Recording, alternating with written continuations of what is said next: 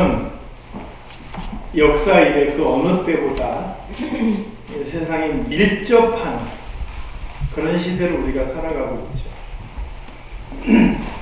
이 지구 전체를 하나의 마을이라 표현하죠. 지구촌이라 표현합니다.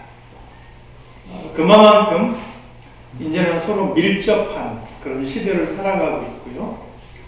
지구 반대편의 이야기를 바로 실시간으로 이렇게 접하면서 살아갈 수 있는 시대가 지금 이 시대입니다. 인터넷만 들어가면 지구의 어떤 소식도 다 알 수가 있어요. 그러다 보니까 이제 우리가 온갖 종류의 정보들을 접하게 되고요. 그 정보 중에서는 우리를 이제 미혹해하는, 우리를 좀 유혹하는 그런 가짜 정보들도 꽤 많이 들어가 있는 것을 보게 되죠. 그래서 이 시대의 성도들은요, 어쩌면 그 어느 때보다 분별력이 필요한 시대가 아닌가 생각합니다. 우리가 바른 분별력을 갖지 못하면 나도 모르는 사이에 내가 하나님을 믿노라 하면서도 전혀 다른 이상한 길을 갈 수가 있다는 것이죠.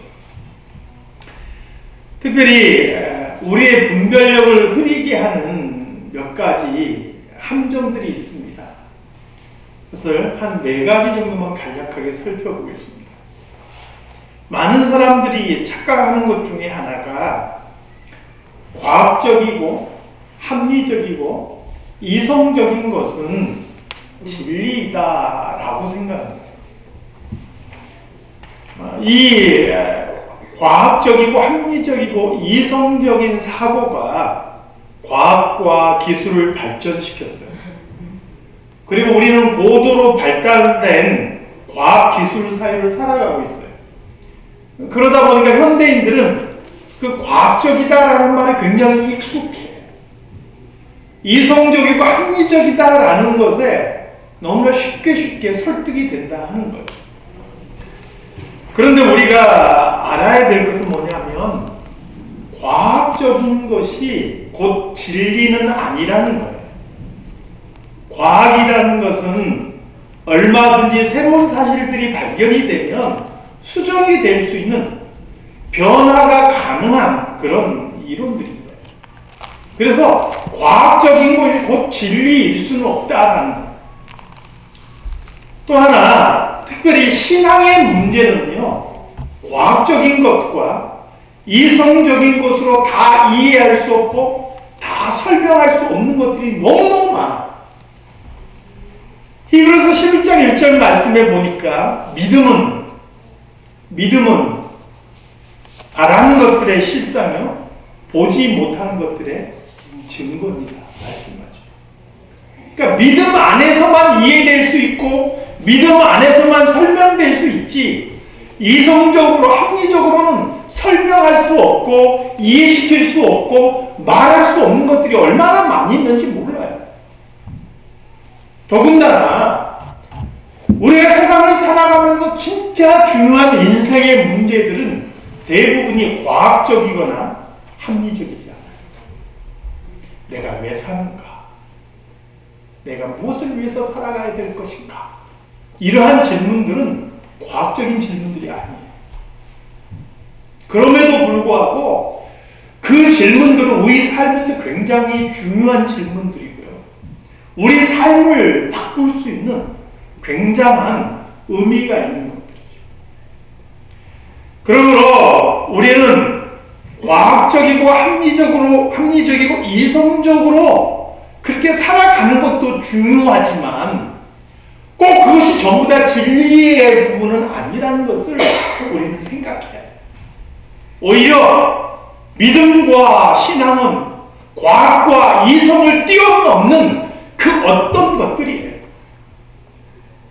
두 번째로 우리가 빠질 수 있는 함정이 뭐냐면 다수의 의견이 진리라고 생각할 수 있다. 예, 다수의 의견에 쉽게 동조하고 거기에 휩쓸리기 쉬운 거예요. 이 다수결의 어떤 원칙을 기본적인 어떤 그 정신으로 삼고 있는 게 민주주의 정신이죠.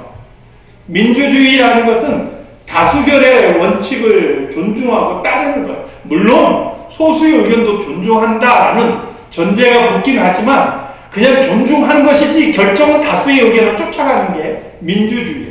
그래서 다수가 찬성하면 그게 곧 법인 거고 그 다수가 지지하는 사람이 대통령이 되는 거잖아요. 그게 민주주의잖아요.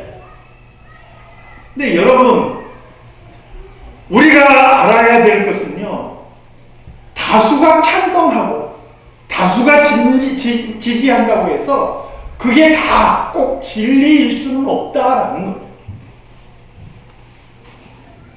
제가 이렇게 말하는 건 민주주의를 비판하는 게 아니에요.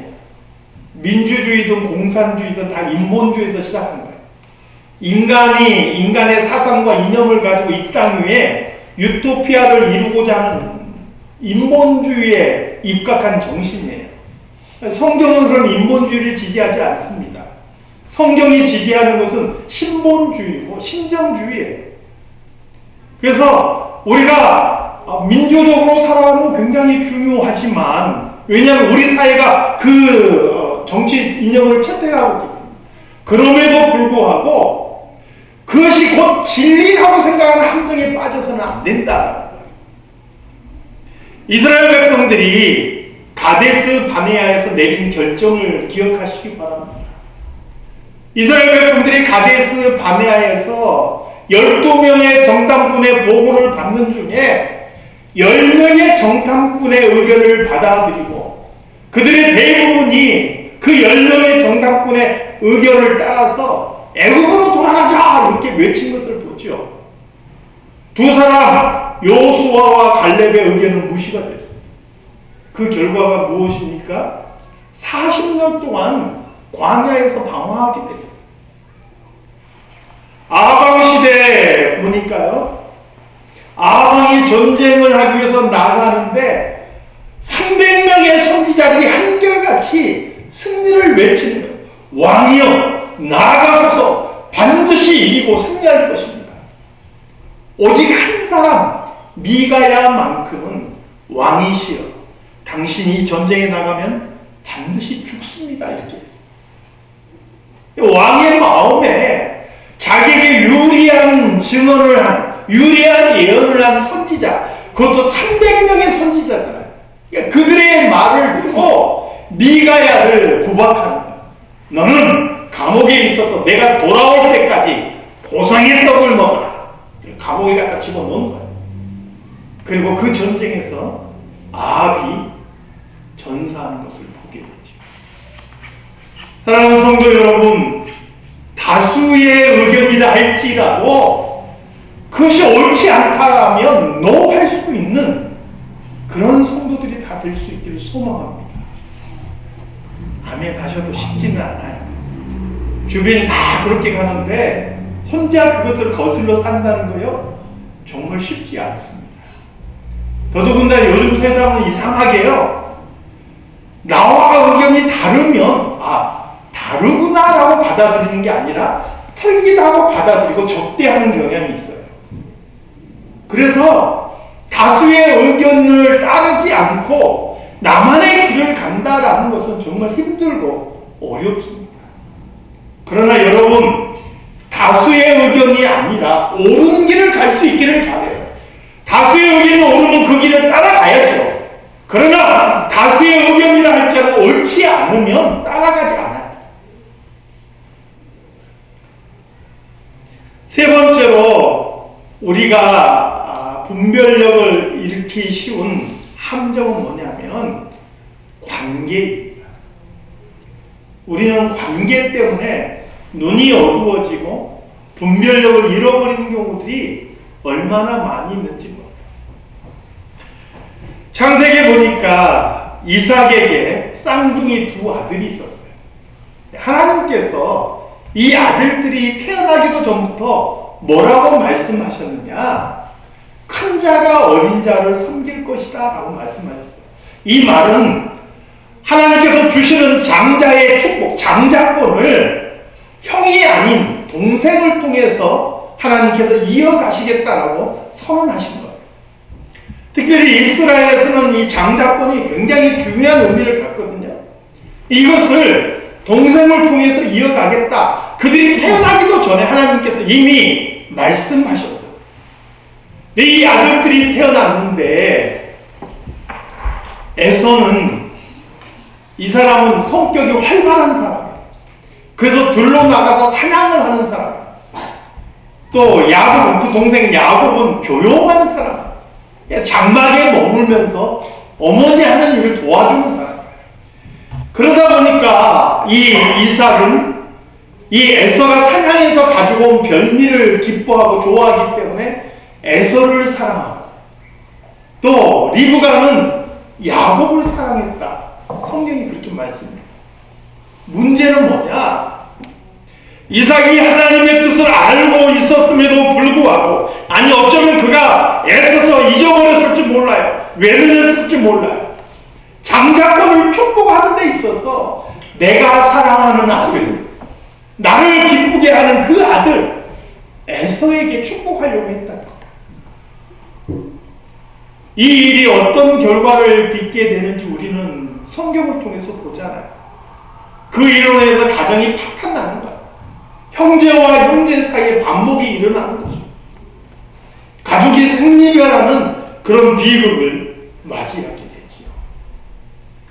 사랑하는 성도 여러분, 나랑 친하다고 편들어주고, 내 옆에 가깝다고 편들어주고, 나와 안지 오래됐다고 편들어주고, 이게 아니라는 거예요. 옳은 일이 아니라면 아무리 나와 가까운 사람이라 할지라도 그것을 좋은 마음으로 바로 잡아주려고 해야지. 무조건 편들어져서는 안 되는 거예요. 성경에서 말하는 공의라는 것은 부자라고 그 사람을 두둔해주지 말고, 가난한 사람이라고 가난하다는 이유만으로 그 사람을 편들어주지 말라, 이렇게 성경은 말씀해요. 부자든 가난하든 똑같이 바른 기준에 따라서 판단해야 된다라는 거예요. 사랑하는 성도 여러분, 관계의 함정에 빠지지 마시기를 주님의 이름으로 축원합니다. 마지막으로 네 번째, 사람은요 자기의 입맛, 자기의 이해관계, 자기의 이익에 따라서 쉽게 잘못된 판단을 하기 쉬워요. 아까 제가 이삭 말씀을 드렸는데, 이삭이 에서를 사랑했던 가장 중요한 이유가 뭐냐? 에서가 해다주는 별미의 맛을 들었기 때문에. 나이가 들면 미각세포가 많이 무뎌진다 그랬죠. 우리 권사님들 그러신가요? 연세 드니까 음식을 먹어도 맛이 잘 안 느껴지고 짠지 단지 잘 구별이 안 가실 때가 많이 있으실 거예요. 그래서 나이가 들면요 조금 더 자극적인 음식을 찾는 경향이 있어요. 과자를 먹어도 단 과자를 먹어야지 조금이라도 단맛이 느껴지는 거예요. 나도 모르게 음식이 짜져요. 왜냐? 잘 안 느껴지니까. 그게 자연스러운 현상이에요. 그런데 이삭도 나이가 들어가면서 미각이 무뎌지는데, 에사가 모처럼 사냥해가지고 별미를 만들어다 주면 그게 자기 입맛을 살려주고 자기를 기쁘게 해주는 거예요. 그래서 그 마음이 에서에게 기쁘게 된 거예요. 여러분, 이삭만이 아니고 우리도 그렇습니다. 누구라도요, 나한테 잘해주는 사람, 나한테 좋은 말 해주는 사람, 나에게 도움 베풀어주고 선물해주고 나에게 시간을 내주고 자꾸 일해주는 사람 좋잖아요. 그 사람의 마음이 가는 거 어쩔 수가 없어요. 그게 가장 자연스러운 현상이죠. 그럼에도 불구하고 우리는 그것 때문에 분별력을 잃어서는 안 돼요. 한국의 신천지 사이비 집단이 굉장히 번성했죠. 이번에 코로나 바이러스 때문에 신문 기사를 보니까 어쩔 수가 없는 거예요. 그 안에 너무나 창궐해가지고 이번에 질병대책본부에다가 신천지 집단에서 자기네들에 속한 교회들 명단 그리고 자기들에 속한 신도들의 명단을 남김없이 제출을 했어요. 어쩔 수 없는 선택에 의해서. 그래서 그동안 각 교회에 숨어 들어가 있던 그 신천지들까지 다 이제 밝혀지게 됐더라고요.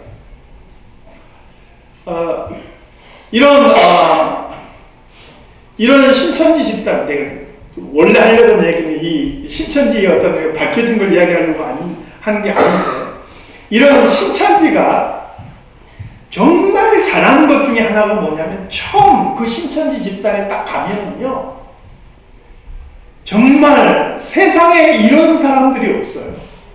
마음을 감동시킬 정도로 무한하게 잘해주는 거예요.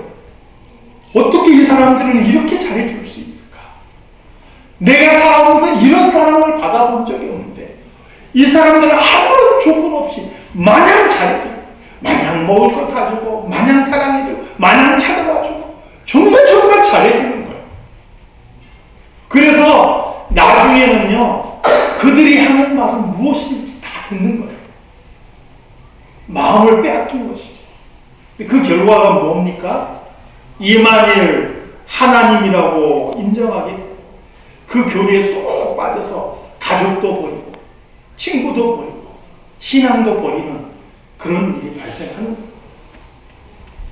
사랑하는 성도 여러분, 별미의 마음 빼앗겨서 분별력을 잃어버리지 않기를 주님의 이름으로 축원합니다.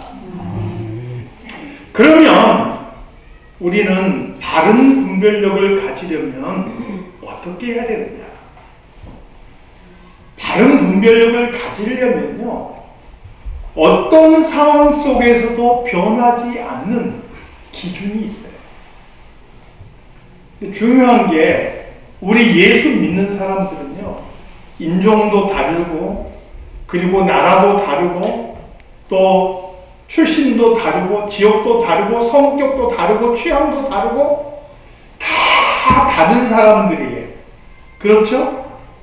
물론 이 안에는 출신들이 다 같지만 나라는 뭐 인종은 같지만 세계 곳곳에 있는 그리스도인들을 바라보면 다 달라요.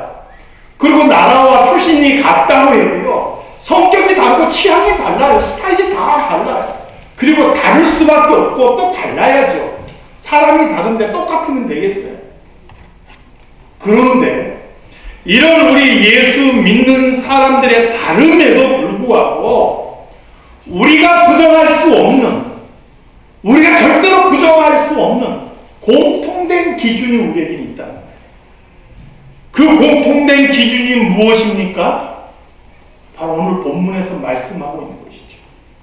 본문에서 하반절에 언급하고 있는 하나님의 선하시고 기뻐하시고 온전하신 뜻이라는 거예요.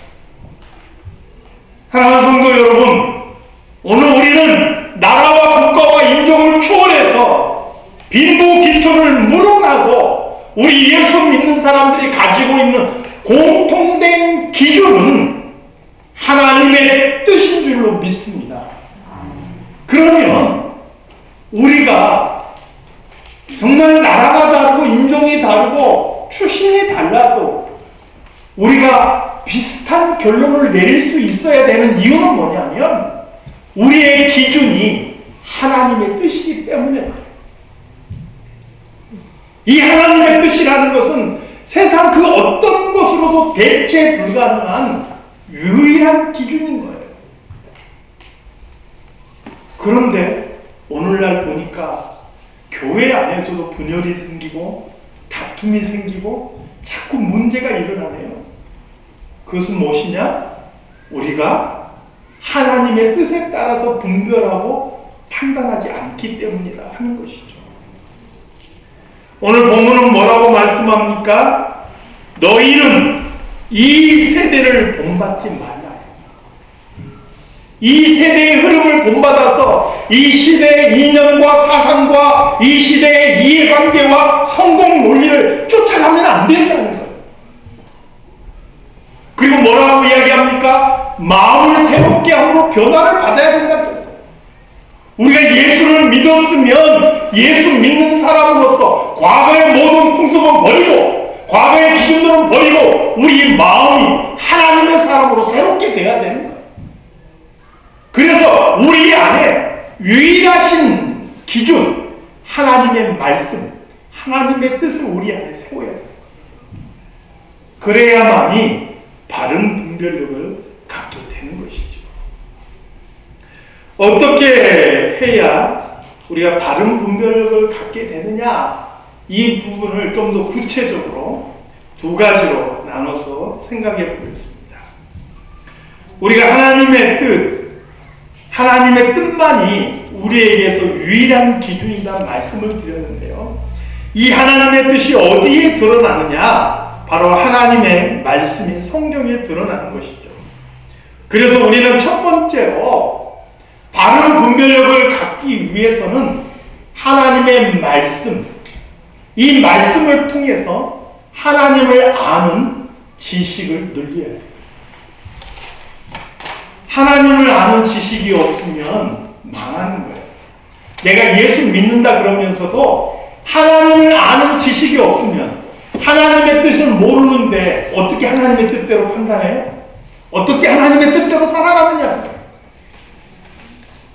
호세아 선지자를 통해서 하나님께서 탄식하시는 게 있어요. 호세아 4장 6절 말씀에 보니까 내 백성이 지식이 없으므로 망하는도다. 이렇게 탄식하고 계세요. 분명히 하나님의 백성인데 하나님의 백성들이 하나님의 뜻을 분별하고 의와 불의를 가리어서 행해야 되는데 그 하나님을 알지 못하는 거예요. 하나님의 뜻이 무엇인지도 알지 못하는 거예요. 그러니까 의와 불의를 구분하지 못하고 전혀 엉뚱한 길을 달려가다가 망한다는 거예요. 하나님께서 탄식하시는 거예요. 우리가 예수 그리스도를 알지 못하기 때문에 영생의 길도 알지 못하는 거예요. 여러분, 우리가 영생을 소망하고 영원한 생명, 곧 구원을 소망하는데 성경이 영생이 뭐라고 이야기하는지 아십니까? 요한복음 17장 3절 말씀해 보니까 영생은 곧 유일하신 참 하나님과 그의 아들, 그가 보내신 자 예수 그리스도를 아는 것이다. 이렇게 말씀합니다.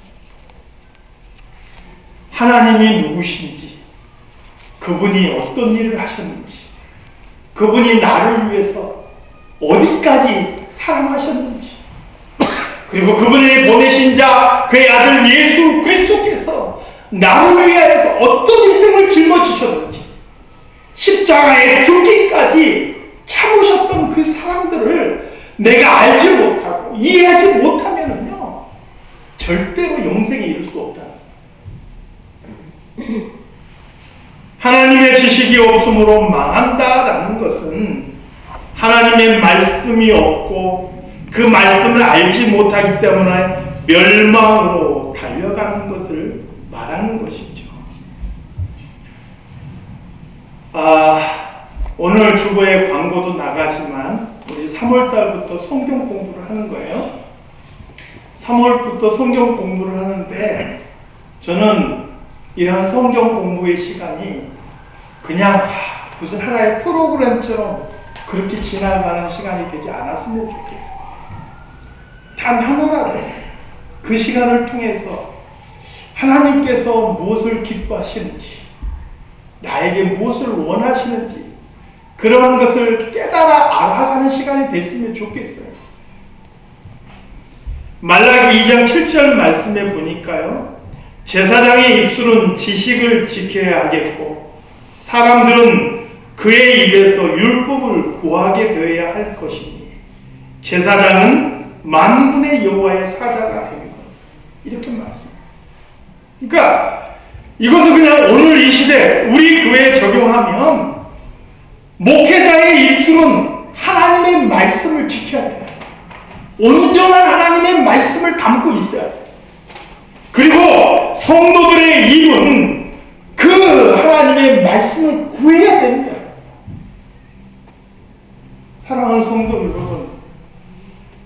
하나님의 말씀, 그 말씀을 알아가게 힘쓸 수 있는 저와 여러분이 되시기를 바랍니다.